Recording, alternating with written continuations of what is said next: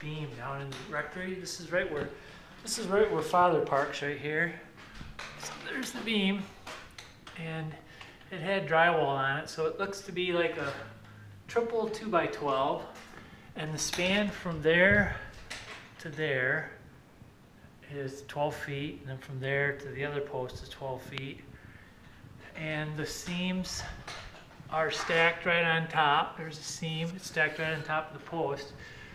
And it looks like they put a 2x6 on top of the beams, and then all the floor joists are toe nailed down into that 2x6. Or the 2x6 was nailed from down below up into the floor joists before the beam was put in, and then the beam was...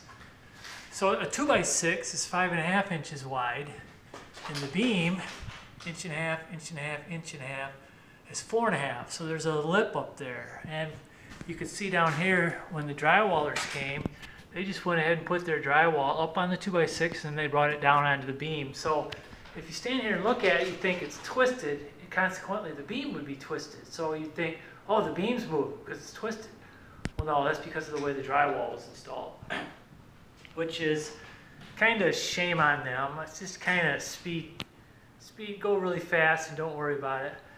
But the one thing that is happening is this post has started to degrade significantly.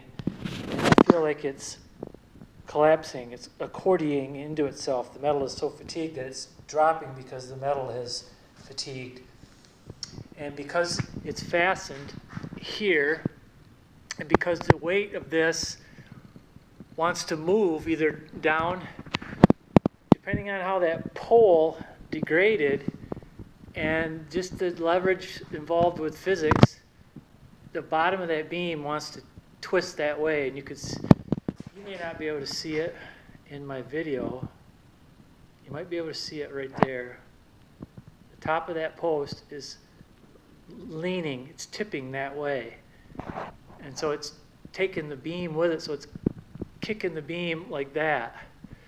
Now there's a fix for that. The beam, I think, is strong enough to leave. I don't really think we need a new beam. But if I were to put right angle, heavy duty right angle metal brackets, screwed it into this, and it goes up and then comes across the ceiling, because there's a double floor joist right there, double, probably 2x10 floor joist, that now I can create a 90-degree right there, boom, boom, and that'll keep this from moving any more the other way. The other option is to put a plate on here with a threaded rod and a turnbuckle that goes on up to this 2x6, and then you just twist the turnbuckle, and it would pull that beam back into straightness. And put a couple of those in wherever it looks like there should be. Then go ahead and eliminate, well, temporarily put a support on both sides of the beam, take the metal beam out, and I'm almost thinking to put in a treated 6x6 with a special galvanized plate on the bottom of it, like a collar that the 6x6 sits into. Then you lag bolt the collar to the floor, and then the 6x6 sits in a pocket. So it's a special metal galvanized pocket that you would buy. Otherwise, there's probably some lag setups, cement pins I could put in the floor, drill holes in the 6x6, set the 6x6 on it. The only problem is installing things that have posts sticking up out of this concrete means you're trying to install things on an angle, and an angle is taller than it will be when it's set in its final resting place. So it's hard to sometimes, it would be hard to tip the new 6x6 into place without having to jack this up more so than what would be normal. And it could crack the drywall in the process. It could crack the heat run drywall right here. We really don't want to do that. So I'll figure a way to slide 6x6 in down there and up there. The modern treated 6x6s are a good solid piece of lumber, especially if it's easy to remove it if something fails. In this case, the cement one is a big deal to remove. And there's a hole in the cement, a big hole.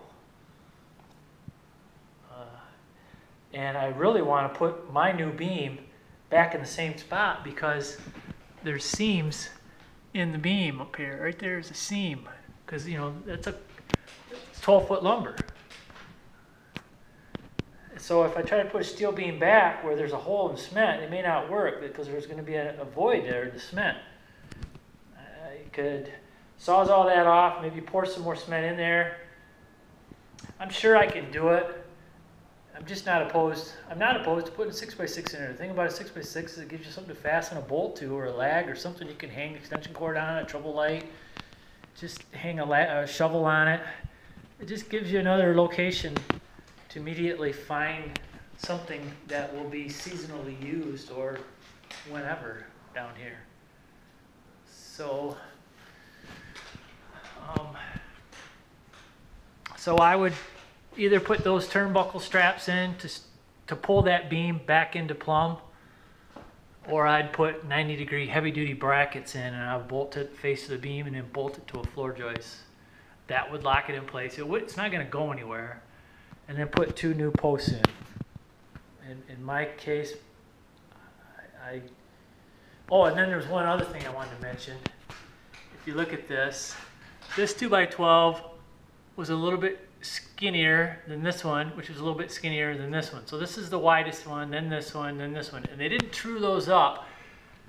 They didn't chalk a line on those and shave them, so they were running through a table saw, so they're all the same thickness. So consequently, this plate that's on here is sitting there crooked, and that contributed, I'm sure, contributed to some of the twisting of the beam there. You may not be able to see it in this video, but this beam is twisted that way. Yeah. Not only that, it was never installed straight. It's almost like they didn't chalk a line up there on the floor joists, and they didn't set that beam up to that chalk line. Whoever did this was asleep. It's just rough construction. I don't know. Well, that's what they'll say. Oh, it's just rough construction. It all gets covered with drywall. Well, I really have a big problem with that. I'm quite systematic about how I do things, and really it doesn't take that much more time. And you figure the time wasted on any given day of work from just telling jokes or taking a long lunch or just not being serious about your job. You waste more time screwing around and you still get it wrong. Just slow down, have a plan, be serious about what you do, and take pride in it. That's the biggest thing, is take pride. I know pride's one of the 7 deadly sins, but I don't care. If you're going to do something, do it with your full commitment. So that's the beam project. I don't think we need to buy new beams. I think it can be fixed. This lumber looks pretty good, so that's all she wrote. Thanks for listening.